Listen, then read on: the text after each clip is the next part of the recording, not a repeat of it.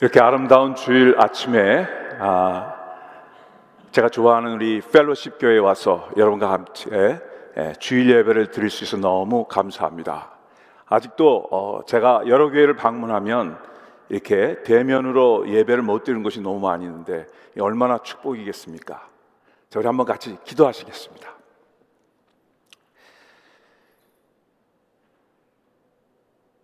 주님을 사랑하는 자가 주의 사랑을 덧입고 주님을 간절히 찾는 자가 주님을 만날 것이라 하신 주님, 오늘 신선하고 아름다운 주일 아침 주님을 사모합니다.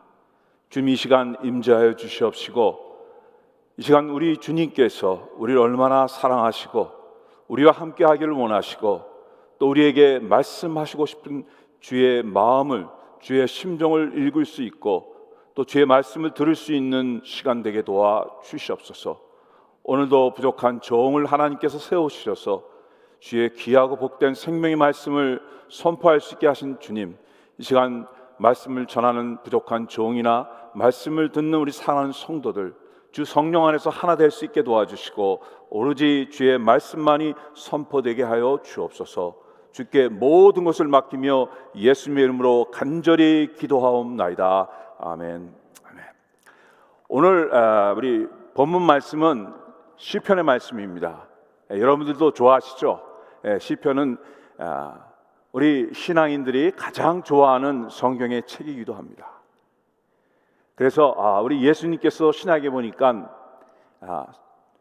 시편 말씀을 많이 인용하셨고 또 우리 사도들도 많이 인용했습니다. 저는 개인적으로 제 삶 속에 여러 가지 굴곡이 있고 어려움이 있고 고통이 있고 고난을 받을 때 제일 먼저 시편 말씀으로 찾아갑니다. 왜냐하면 시편 말씀은 1500년 동안 그 수많은 성도들이 주님을 사랑하고 주님과 체험하고 주님과 삶 속에서 어떤 그런 그 아름다움을 감성적으로 표현한 시기 때문에 이 시대에도 21세기 이 시대에도 우리에게 많이 와서 닿습니다. 저는 오늘 특별히 시편 중에서 시편이 150편으로 되어 있는데 가장 긴 장수를 갖고 있는 책이죠. 그런데 이 중에서 시편 말씀을 대표할 수 있는 시편 1편에 있는 1절부터 6절까지 있는 말씀을 통해서 한번 우리의 현재 생활에 가장 기본적이고 중요한 것이 무엇인가를 한번 생각해 볼 수 있는 시간을 갖기를 원합니다. 가장 중요한 것이 무엇인가? 여러분들이 잘 알다시피 우리가 경험한 20년, 30년, 60년, 70년 우리의 이 땅의 생애 속에서 가장 혼란스러운 시대에 살고 있습니다. 뉴스를 틀면 어떤 것이 사실인지 어떤 것이 맞는지, 그리고 수많은 사람들의 다른 의견이 있고 또 나라와 국민들이 갈라져 있고 또 우리의 지금 팬데믹 때문에 이 팬데믹이 끝나는 것 같았는데 다시 기승을 부리면서 수많은 사람들이 어려움을 겪고 있습니다. 왜냐하면 우리가 지금까지 익숙해 있지 않은 혼란 시대에 살고 있기 때문에. 이럴 때 저는 그런 생각이 듭니다. 제 직장에서 우리 동료들이 자주 쓰는 말이 있습니다. Back to the basic, back to the basic. 이런 그 말이 무슨 말인지 아시죠? 여러 가지 복잡하고 어려울 때 어디로 돌아갈까요? Basic, 가장 기본적이고 가장 중요한 것으로 돌아가자 얘기입니다. 우리가 잠시 숨을 좀 고르고 이 시간에 가장 중요한 것이 무엇인가, 내 생애에서 가장 중요하고 그러나 단순한 것, 그것이 무엇인가 한번 생각해 보자 이겁니다. 그래서 오늘 저는 설교 부탁을 받고 기도하다가 오늘 펠로십 교회 성도들과 시편 1장의 1절부터 6절까지 있는 말씀을 통해서 우리의 그런 베이식, 우리 신앙생활의 베이식을 한번 점검해 보도록 하겠습니다. 아모스 8장 11절에 보면 구약의 말씀에 이런 말씀이 있습니다. 주 여호와께서 가라사대 보라, 날이 이를지라 내가 기근을 땅에 보내리니 양식이 없어 주림이 아니며 물이 없어 기람이 아니요 여호와의 말씀을 듣지 못한 기갈이라. 아모스 시대에는 이스라엘 역사에 가장 정치적으로 안정되어 있고 경제적으로 부흥했던 시대인데 하나님 보시기에는 매우 기갈하고 목이 말라 하는 백성들을 보시게 된 겁니다. 왜 그렇습니까? 오늘 아모스는 하나님의 말씀을 듣지 못한 기갈이라. 저는 이제 출장을 많이 다니면서 또 제가 배워와야 우리 로컬 처치의 우리 목사님들에게 또 나눠주기 때문에 이제 미국 교계에 앞서가는 세미나를 많이 다닙니다. 그런데 지금 이 시대에 복음주의에서 가장 통찰력이 있는 분이 에드 스트레저라는 얼마 전에 위튼 신학교 빌리그레암 학교의 학장으로 가신 분이 자기가 연구한 통계를 내면서 이런 얘기를 한 것을 제가 기억합니다. 무슨 내용이냐면 미국 인구의 그 분포를 보면은 미국의 30%의 인구는 기독교 신앙과 거리가 먼다든지 아니면 어게인스트 하는 사람들이 30%. 그럼 그 중에는 그 무신론자들도 있고 또 타 종교, 뭐 이슬람이라든지 불교라든지 다른 종교의 사람들. 그래서 미국 인구의 30%가 그런 사람들이고, 그 다음 25%는 cultural Christian.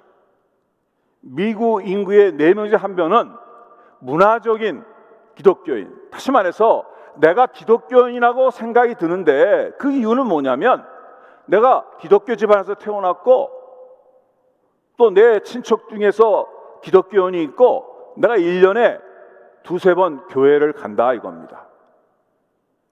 그 다음 25%는 nominal Christian, 명목상 기독교인들. 우리 같이 이렇게 주일날 교회 와서 목사님 설교도 듣고 또 가끔 성경 공부도 하지만은 하나님 말씀과 거리가 먼 사람들이라 이겁니다. 그 다음 놀라운 것은 미국에 성경 말씀을 인정하고 성경 말씀대로 살아온 그분은 이제 genuine Christian이라는 표현을 썼습니다. 성경 말씀대로 살려고 하고 성경 말씀 많은 사람들이 미국 인구의 20%. 지금도 제가 그 로컬 백인 교회들 가서 이렇게 선교 보고를 하면 그분들이 얘기는 뭐냐면 미국이 아직도 크리스천 국가이고 아직도 다수가 하나님을 믿는 사람들이라고 생각하십니다. 왜? 그들이 그렇게 익숙해져 있기 때문에, 그들이 만나는 사람들이 다 똑같은 사람들이기 때문에. 그러나 실상은 이 미국은 현재 20%만이 하나님 말씀을 알고 하나님 말씀대로 살려고 노력하는 사람들이라 이런 얘기입니다.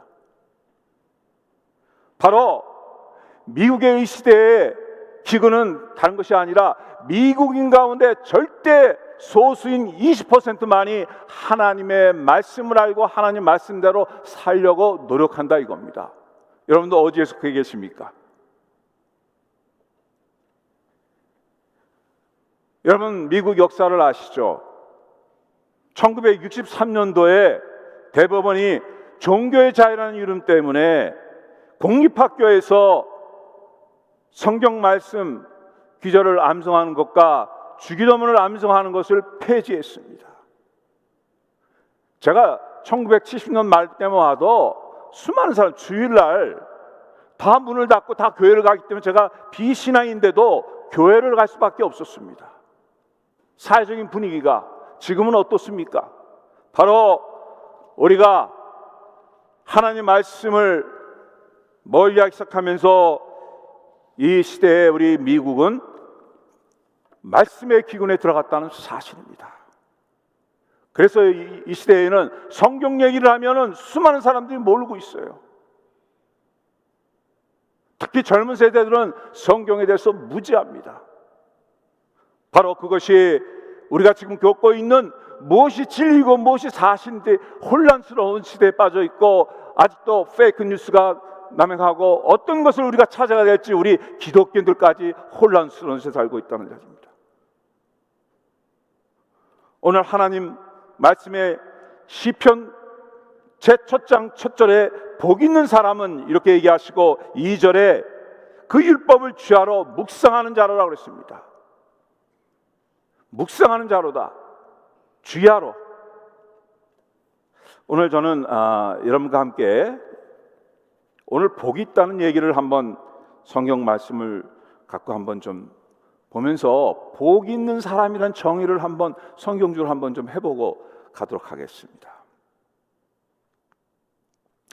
오늘 복 있는 사람이라 이 기절은 시편만 보겠습니다. 시편 150편에 25군데가 나옵니다. 그런데 25군데인데 19군데가 우리가 소위 말하는 이 복, blessing, 이거 된 단어로 쓰여져 있고, 6군데는 happiness, 행복으로 쓰여져 있습니다. 이 히브리어 원어에 나온 이 말인데 표현이 좀 틀려지고 있습니다. 근데 성경학자들은 성경에서 말하는 오늘 우리 복 있는 사람이라는 이 복 있는 사람의 의미는 한마디로 정의하면 기쁨과 만족이 있는 삶이다. 우리 어렸을 때 한국 분들이 복을 좋아합니다. 제가 어렸을 때는 제 밥주발에도 복자 써 있는 이 주발에 밥을 먹은 기억이 있습니다. 대문에도 붙여 있고, 대한민국 사람처럼 복을 좋아하는 민족도 없는 것 같습니다. 그런데 우리 생각했던 그 복의 데피니션, 정의와 성경에서 말하는 데피니션 차이가 있습니다. 성경에서 말하는 복의 데피니션은 기쁨과 만족 있는 삶. 여러분들 복 받은 삶이십니까? 오늘 이 자리에 앉아 계셔서 하나님 앞에 예배 드리고 계신데 기쁨과 만족이 있으십니까? Yes? No? 그런데 하나님은 클리어하게 분명하게 얘기하시를, 복 있는 사람은 2절에 그 여호와의 율법을 즐거워하여 그 율법을 주야로 묵상하는 자로다.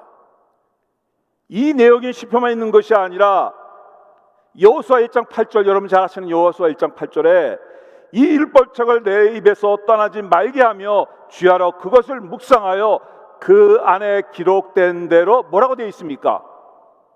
다 지켜 행하라. 오늘 시편 1절에 있는 말씀을 좀 더 확대해서 하시기를, 다 지켜 행하라. 누가복음 10장 28절에 예수님께서 말씀하시기를, 하나님의 말씀을 듣고 어떤 자가 복이 있다고요? 지키는 자가.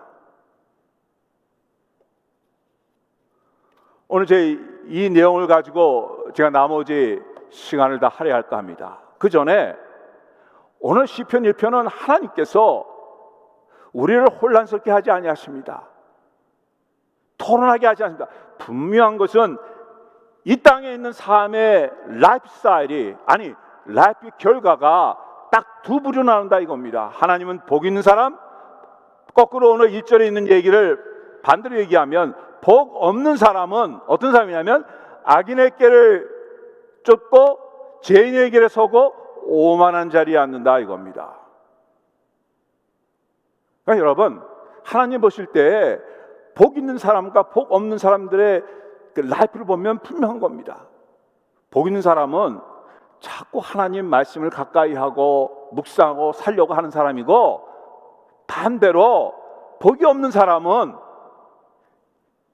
악인의 길을 쫓아가고 죄인의 길에 서고 오만한 자리에 앉자고, 이 말씀에 연속적으로 우리에게 가르쳐 하시는 것은 처음부터 사람들이 잘못된 길에 가지 않습니다. 하나님 말씀이 없으면 우리는 유혹을 당하게 됐습니다. 에이, 이렇게 살아도 되고, 에이, 뭐 교회 다녀도 뭐 이런 유혹이 자꾸 옵니다. 하나님 두려워한 줄 모릅니다. 그 다음에 어디 갑니까? 죄인의 길에 들어서는 겁니다. 그 다음에 가장 무서운 것은 뭐냐면 하나님을 대적하는 오만한 자리에 앉는 겁니다. 자기가 하나님이 되는 것입니다. 이게 하루아침에 이루어지는 것이 아니라 점진적으로 이루어진다는 걸 우리에게 도전하고 계십니다. 그래서 우리는 신앙을 삶이라고 표현합니다.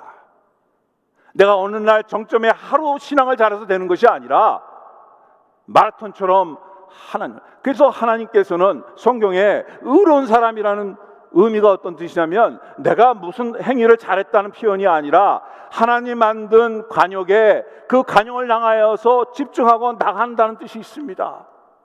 우리 신앙은 진행형입니다.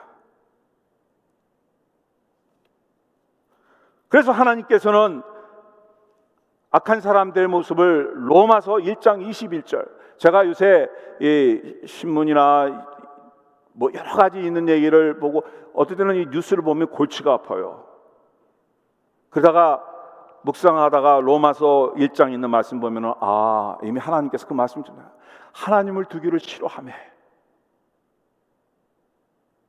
우리 마음속에 하나님 말씀이 없으면은 허망한 마음, 어려운 어두워진 마음이 되어서 하나님이 내버려 두사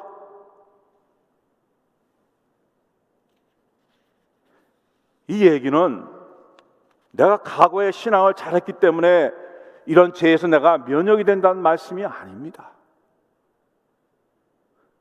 여러분, 성경의 대표적인 것에 우리 다윗의 생애를 볼 수 있지 않습니까? 다윗은 결과적으로 훌륭한 사람이었지만 그는 죄로 말미암아 이 땅에서 고통을 받았습니다. 네, 하나님께서 죄를 용서해 주십니다. 그러나 죄로 인해서 그는 인간으로서 자기 자식에게 배반을 당하고는 끔찍한 일을 저질렀습니다. 우린 죄의 무서움을 알아야 됩니다. 하나님을 멀리하는 그 무서움을 알아야 됩니다. 세상 사람들이야 알 수가 없죠. 그러나 우리 믿는 사람들, 하나님을 아는 사람들은 하나님을 두려워하는 마음이 있어야 됩니다. 하나님 두려운다는 게 뭡니까? 오늘 말씀에 복이 없는 사람은 악인의 꾀를 따서 죄인에게 있어서 오만한 자리에 앉고. 두 번째, 저는 이 말씀이 너무 좋습니다. 제가 어떤 성도 집에 방문했는데 그 집에 이 벽에 우리가 성도 신앙하는 분들의 집에 방문을 해서 이렇게 딱 보면 저분이 신앙하는 분인가 이렇게 좀 마음이 저할 때가 있습니다. 벽에 붙여둔 그림이라든지 여러 가지 상품을 보면. 근데 저는 이 어떤 성도집 방문했는데 시편 3절에 있는 말씀에 있는 그림을 그려서 붙여놓으셨더라고요. 저는 시냇가에 심은 나무가 시절을 쫓아 가시를 맺으며 그 잎사귀가 마르지 아니함 같으니 그 행사가 다 형통하리라. 어떤 주석가는 그랬습니다. 하나님은 최고의 예술가다. 어떻게 1절 2절에 있는 복 있는 사람의 이런 표현을 우리의 생애를 한 그림으로 그렸는데 이렇게 3절에 있는 말씀 3절에 있는 말씀으로 그릴 수 있는가? 그렇죠, 여러분? 여러분 안 좋아하십니까? 저는 시냇가에 심은 나무가 시절을 쫓아 가시를 맺으며 그 잎사귀가 마르지 않 같으니 그 행사가 다 형통하리로다.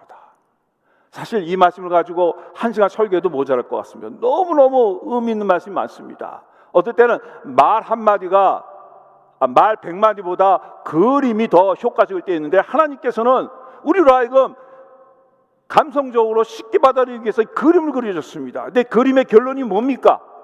1절에 복 있는 사람인데 3절에 마지막 부분에 그 행사가 다 형통하리라.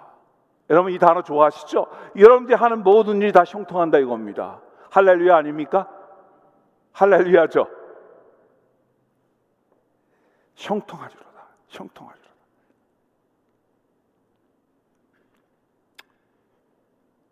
근데 여러분 오늘 시편 1편은 우리에게 극적인 우리의 그 비교되는 걸 보여주기 위해서 4절에 있는 말씀이 나옵니다. 3절에 있는 말씀과 대칭되는 말씀인데 악인은 그렇지 않으며 오직 바람에 나는 겨와 같도다.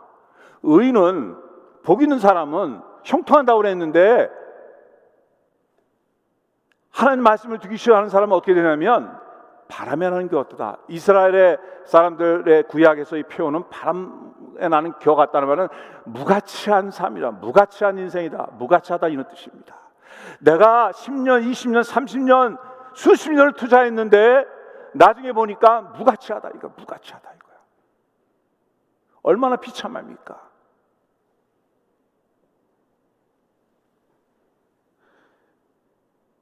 제가 미국 와서 얼마 후에 80년대 초에 어떤 가정을 제가 보았습니다.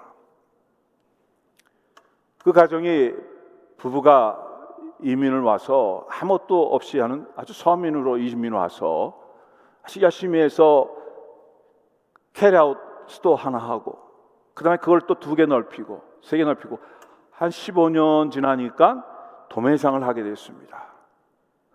소위 말해서 아메리칸 드림을 이룬 분입니다.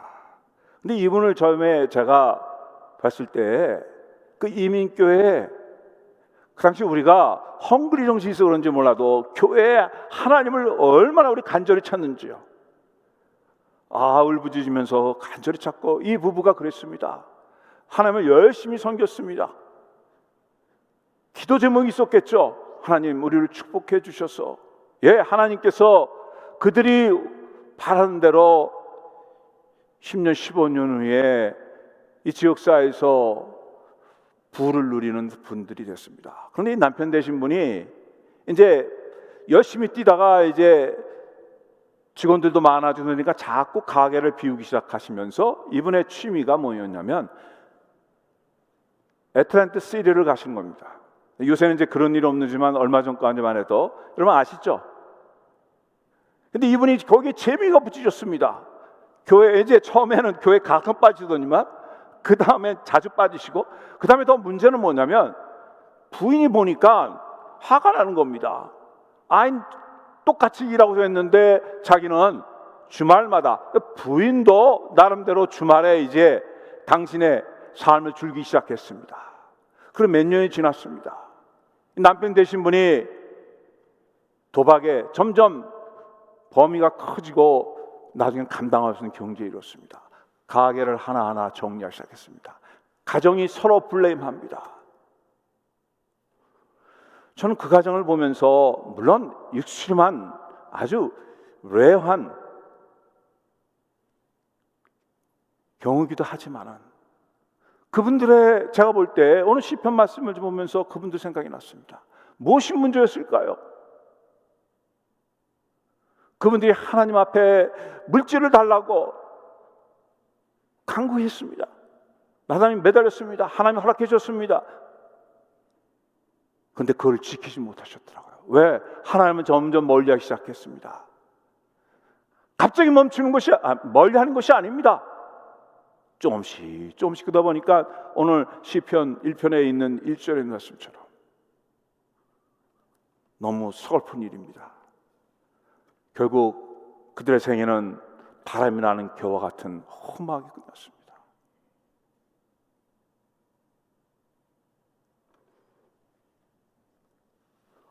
오늘 시편 말씀에 저는 시편 1편 6절에 우리에게 하나님께서 지금 가장 중요하게 질문하신 내용이 마지막 절에 있다고 봅니다.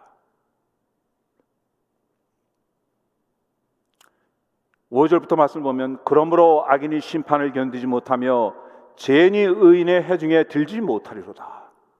이건 앞으로 제가 볼 때는 지금도 이 자리에 우리가 하나님을 사모하기 때문에 우리 의인의 해중입니다. 그러나 하나님이 얘기하신 성경에는 더 궁극적으로 Final Destination, 마지막 우리가 바꿀 수 없는 마지막 우리의 운명은 뭐냐면 하나님께서 6절에 의인의 길은 여호와께서 인정하시나 악인의 길은 망하리로다. 네, 이 땅에서 우리가 말씀을 등한히 하고 하나님 종종 우리가 악인의 길을 또 갈 수도 있고 막말로 오만한 데까지 갈 수 있어도 우리가 회개하고 돌아오면 그것이 성경의 우리의 가르침입니까? 회개하고 돌아오면 세컨드 찬스, 그것이 다시였고요. 그런데 이 땅의 생애가 끝나고 난다면은 그런 기회가 없다는 사실입니다. 하나님 앞에 인정받는 거. 전 이것이 제 삶의 궁극적인 목표입니다. 누구한테 인정받냐? 하나님 앞에 인정받아야 돼요. 하나님 앞에. 어떻게 보면 이 땅에 있는 모든 사람들이 다 인정받게 노력하는 겁니다. 그렇죠? 요새 올림픽이 있죠. 다 금메달 사람이 뭡니까? 세상에서 인정받게, 그 종목에서 내가 세계 최고다. 사람들이 박수를 쳐주고, 우리가 돈이 많은 재벌도 우리가 박수 쳐줍니다. 빌 게이트, 돈 많은 사람, 또 누구 박수 쳐줍니다. 그러나 그것은 영원한 것이 아닙니다. 이 땅에만 유효기간이 있습니다. 그런데 우리는 유효기간이 있는 것에 목숨을 맨다는 것입니다. 마태복음 25장 20절에 주님이 말씀하십니다. 그 주인 일에 잘하였도다 착하고 충성된 조가 내가 작은 일에 충성하였으며 내가 많은 것으로 내 맡기리니, 이 단어가 제일 중요합니다. 내 주인의 즐거움에 참여할지어다. 이게 언제일까요, 여러분? 아직도 우리 믿는 우리 신앙인들이 이 땅에서 아직도 우리 신앙인들도 열심히 하는 사람도 눈물을 흘릴 때 있고 아픔이 있고 고통스러울 때가 있고 마음대로 안 될 때가 있습니다. 그러나 하나님이 약속하셨습니다. 전국에는 여호와께서 너희를 인정하시니. 하나님이 지금 이 시대에 모든 걸 다 하신다고 말씀하시는 건 아닙니다. 그러나 전국에는, 그것이 중요한 거 아닙니까? 이 땅에서 아무리 인정받았다가 하나님 앞에 인정받지 못하면 무슨 의미가 있습니까? 신앙이 없는 사람은 이런 생각을 가질 수가 없죠. 이 세상이 전부니까. 그러나 여러분은 아니죠. 이것이 바로 신앙인과 비신앙의 차이고, 이것이 우리의 축복인 것입니다. 그렇습니다. 예수님이 우리에게 경고하십니다. 사람의 안이 온 천하를 얻고도 제 목숨을 잃으면 무엇이 유익하리요? 사람이 무엇을 주고 제 목숨과 바꾸겠느냐?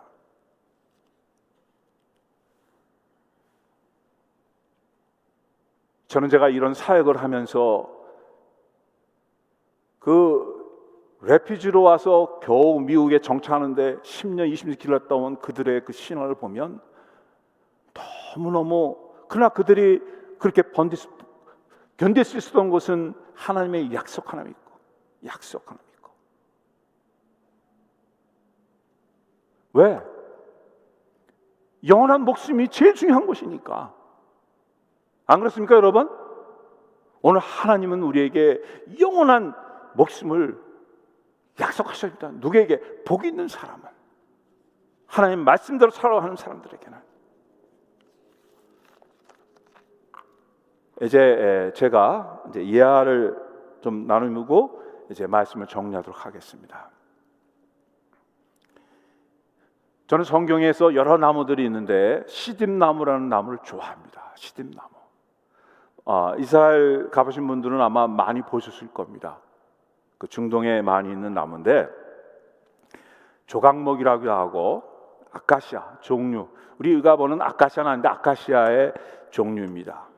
근데 이 나무의 특징은 제일 많이 자라봤자 8m, 보통 3, 4m, 5m이다가 끝입니다. 그리고 볼품도 없고 또 쓰임새도 별로 없습니다. 세상적으로 말하면 하나도 의미가 없습니다. 그리고 제가 그 주석을 읽으면서 재밌었던 것은 뭐냐면, 그 중동에 있는 사람들이 이 나무를 얘기하기를, 이 나무의 모습이 잠에서 막 깨어난 머리를 단정하는 여인의 모습. 제가 여성분들을 좋아하는 게 아니라 이렇게 표현했습니다. 우리 여성분들이 얼마나 아름답습니까? 화장하시고 꾸미시면. 그런데 막 일어나서 머리가 풀어헤친 대로 단정하지 않은 그 모습이라, 그만큼 굉장히 이 나무를 비하하는 얘기겠죠. 그렇게 별 볼 일 없는 겁니다. 그런데 성경 보니까 이 나무가 하나님 앞에 너무 귀하게 써져 있었습니다. 여러분 잘 아시죠? 하나님 앞에 제사 드리고 하나님의 말씀을 하는 언약궤라든지 이런 데 쓰임을 받았습니다. 물론 다른 나무들이 별로 없었겠죠. 중동에 가보시면 알지만은 나무들이 많지 않습니다. 근데 이 나무의 특징은 뭐냐면 썩지 않고 단단하고 모양이 잘 비틀어지지 않습니다. 썩지 않고 단단하고 비틀어지지 않습니다. 그런데 오늘 여러분과 나누고 싶은 것은, 제가 좋아하는 것은 뭐냐면 생명력이 대단하는 겁니다. 생명력. 저는 원래 생물학을 공부하는 사람입니다. 이 라이프, 생명력이라는 말에 제가 바이러스를 공부했는데, 여러분, 하살 것 없는 바이러스도 생명력이기 때문에 기세를 지금 떨치고 있는 겁니다. 눈에 보이지 않는 이 바이러스도 생명력이 있기 때문에. 생명력. 기독교는 생명의 종교입니다. 생명의 종교입니다. 생명력이 있을 때, 보잘것없는 것 같아도 생명력이 있으면, 근데 이 나무의 특징은 뭐냐면 최고로 8m, 5m 정도뿐이 못 자라는데 뿌리는 30 내지 80m까지 뻗치면 되는 겁니다. 더 놀라운 것은 최고로, 지금까지 발견된 최고로 시듬나무의 뿌리가 많이 퍼진 거 보니까 3.4km, 3,400m까지 뻗쳤답니다. 이 나무가 8m 뿌리, 최고로 자라봐야 8m까지 앉아있는 이 나무가 자기가 생존하기 위해서 아무리 바깥이 무덥고 물이 없다 할지라도 물을 찾아서 이렇게 뿌리를 내렸다는 겁니다. 오늘 시편의 1편 3절의 말씀, 저는 시냇가에 심은 나무가, 행사가 다 형통하는 이유는 뭐냐면 저는 시냇가에 심는다. 시냇가에 앉으면, 이것이 중동 사람들에게는 굉장히 어필되는 겁니다. 물이 귀한 곳이기 때문에. 여러분, 그 사철에 가시를 맺고 풍성하게 되기 위해서는 절대적인 조건이 뭐냐면 물에 붙어 있어야 되는 겁니다. 우리의 신앙은 절대적인 것은 뭐냐면 우리의 생명이신 예수 그리스도, 하나님과 함께 하셨던 하나님의 말씀이 육신이 오는 우리 예수 그리스도, 그분과 매일매일 우리가 교제할 때만이 가능한 것입니다. 우리 힘으로 할 수 있는 것이 아닙니다. 신앙을 보면 항상 수동태로 되어 있습니다. 우리 스스로 하는 것이 아닙니다. 이 세상 어느 누구도, 저를 포함한 어느 누구도 오늘 시간 하나님 앞에 바로 서기 위해서는 하나님과 함께 있어야 되는 겁니다. 우리는 그러겠어, 부단히 세상이 더 험악하고 어려울수록 우리는 뿌리를 더 내려야 됩니다. 어디에? 아무도 뿌리 내는 게 아니라 시냇가에 뿌리를 내야 되는 겁니다. 이것이 우리의 신앙생활입니다. 이것이 우리의 말씀의 생활입니다. 이럴 때 이렇게 사모하는 사람들에게 하나님은 말씀하십니다. 인류 역사에 보면 하나님께서 위대한 일을 하시고 위대한 사람을 쓸 때 말씀하셨습니다. 구약에서도 우리 모세가 주여 말씀하시옵소서, 종이 듣겠나이다. 저는 오늘 이 시간에도 여러분들에게 하나님 말씀하시기를 원하십니다. 마틴 루터는 말씀을 읽다 로마서 1장 17절을 통해서 종교교육이라는, 감리교의 창시자 웨슬리는 베드로전서 1장 4절의 말씀을 가지고 거대한 교단을 만드는 감리교단을, 성 어거스틴은 로마서 13장 13절의 말씀으로 타락한 삶 속에서도 하나님 말씀을 듣고 인류 역사의 가장 훌륭한 분이 되었습니다. 저도 오늘 이 자리에 서기에는 캐나다 락키 산맥에서 하나님께서 저를 이사야 60장 1절에 있는 말씀, 일어나라 빛을 발치라는 이 말씀을 받고 제가 확신을 얻고 사이언스를 하던 걸 포기하고 사우스웨스턴 텍사스에 가게 된 것입니다. 하나님의 말씀으로. 여러분, 하나님의 말씀은 로고스, 성경 보니까 하나님의 말씀을 표현할 때 로고스라는 단어와 레마라는 표현이 있습니다. 제가 그걸 깊게 들어가지는 않습니다. 로고스라는 말은 그냥 하나님의 말씀으로 입으로 선포되는 말씀입니다. 제가 지금 이거 로고스의 말씀을 여러분들 드리는 겁니다. 그러나 이 로고스의 말씀이 물론 같이 쓸 때도 있었지만 레마라는 말씀의 그 특징은 뭐냐면 이 시간에 여러분들에게 아무개야 내가 너에게 말한다, 레마라는 말씀이 이 시간에도 여러분들에게 찾아올 때 역사가 일어나는 것입니다. 수많은 사람들이 성경 말씀을 들어도 그 중에 하나님께서 그 로고스 말씀이 선포될 때, 레마라는 말씀이 선포되면 주님, 나에게 주신 말씀으로 내 마음이 뜨거워지고 내가 감동을 받고 내가 실천하게 된다는 것입니다. 우리는 매일매일 말씀 속에 이 레마라는 말씀을 들어야 되는 것입니다.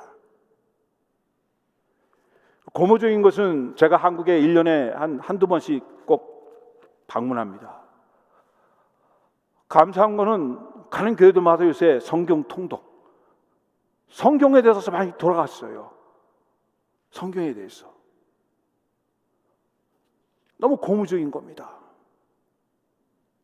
그러나 그 말씀을 넘어서 우리는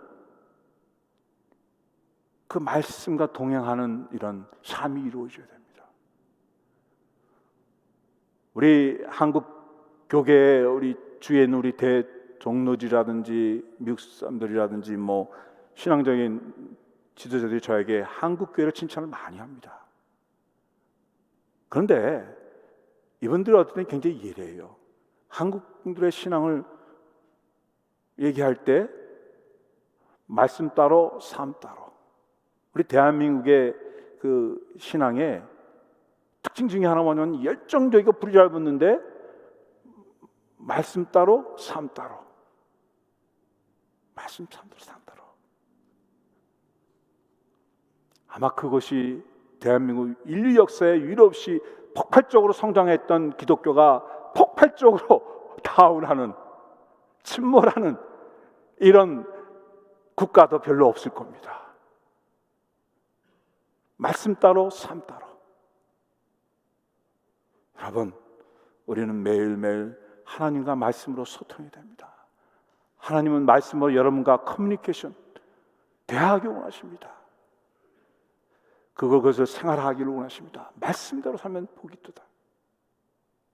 누가복음 1장 28절 보니까 예수께서 가라사대 오히려 하나님 말씀을 듣고 지키는 자가 복이 있도다.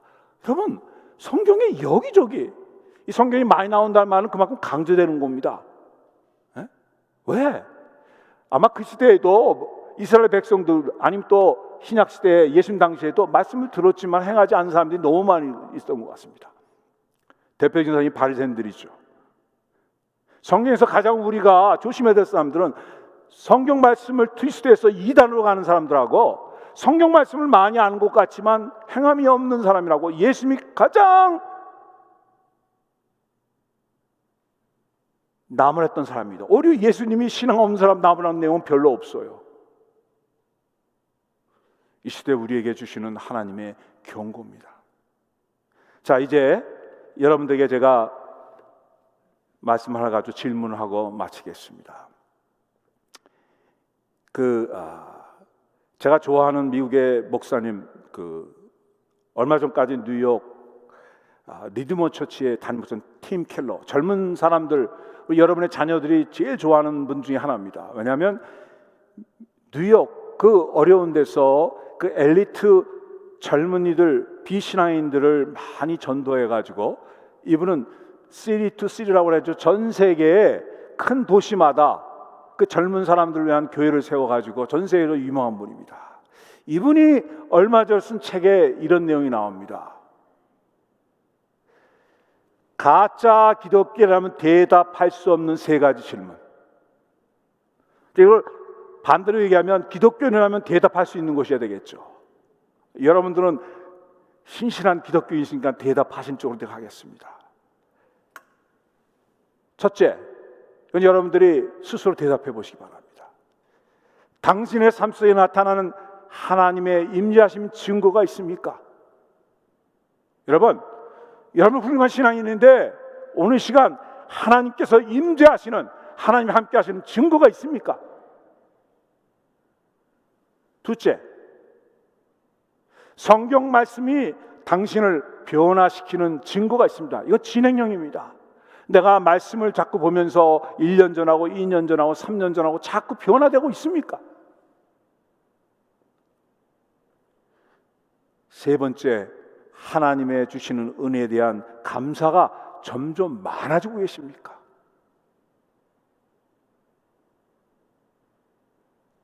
여러분 잘 아시잖아요. 제가 제일 좋아하는 기도하는데 데살로니가 전서 5장 항상 기뻐하고 시짐하게 기도하고 범사에 감사, 이거 하나님의 뜻이라고 했잖아요. 우리 기독교인, 신실한 기독교인의 특징이 뭐가 되냐면 이렇게 보면 항상 감사해야 되는 거야. 감사. 세상 사람 보면 크레이지죠. 감사. 전부 감사하는 거예요. 이런 증거가 메말랐다 하면 여러분의 신앙을 점검하십시오. It doesn't matter. 5년, 10년, 20년 아니 목회자 아니면 성경학자 it doesn't matter. 제가 말씀을 준비하기 위해서 성경이 있는 거와 제 신앙생활에서 매일매일 하나님과 묵상하고 교제하는 건 다른 겁니다. 착각하는 게 아닙니다. 제가 말씀을 증거하게 성경을 많이 읽는 것은 That's my job, profession, 내 잡을 위해서 하는 겁니다. 내가 성경 말씀을 통해서 내가 은혜를 받고 하나님과 교제하고 대화하고 이것이 있냐 이겁니다. 이제 여러분들에게 권면합니다. 여러분 하나님 말씀을 생활하십시오. 생활하십시오. 하나하나 한번 실천해 보세요. 말씀을 첫째 사모하시고 말씀을 즐거워하시고 말씀을 가까이 하시고 말씀을 실천해 보시고 말씀을 삶에 경험해 보시고 또 주위에 있는 사람과 나눠 보십시오. 그리고 말씀의 연례를 기다려 보십시오. 하나님께서는 응답하실 것입니다. 여러분 참으로 여러분 생애에 기쁘고 만족하고 감사하는 신앙생활을 말씀의 생활로 이루어지기를 간절히 축원합니다. 기도하시겠습니다. 여러분.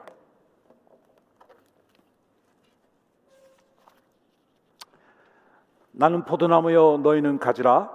그 안에 내 안에 내가 그 안에 거하면 사람이 열매를 많이 맺나니 나를 떠나서는 너희가 아무것도 할 수 없습니다. 너희가 내 안에 거하고 내 말이 너희 안에 거하면 무엇이든지 원하는 대로 구하라. 그리하면 이루리라. 아버지 하나님, 이 시대에 하나님 말씀이 점점 기갈된 경건의 모양은 있지만 우리가 너무나도 무기력합니다. 주님, 이 시간 우리에게 진정으로 삶의 기쁨과 만족인 생활이 회복되게 하옵소서. 주의 말씀을 사모할 수 있게 하시고 말씀으로 살아갈 수 있는 능력을 허락해 주시옵소서. 주님, 이 말씀의 생활 속에서 우리가 하나님의 은혜가 충만함으로 말미암아 어둡고 혼란스러운 시대에 빛이 되게 하시고 그들에게 위로가 되게 하시고 그들에게 길을 제시해 줄 수 있게 해 주옵소서. 이런 일을 감당하는 이 펠로우십 교회가 되기를 간절히 바랍니다. 주님 허락해 주옵소서. 예수님의 이름으로 간절히 기도하옵나이다. 아멘.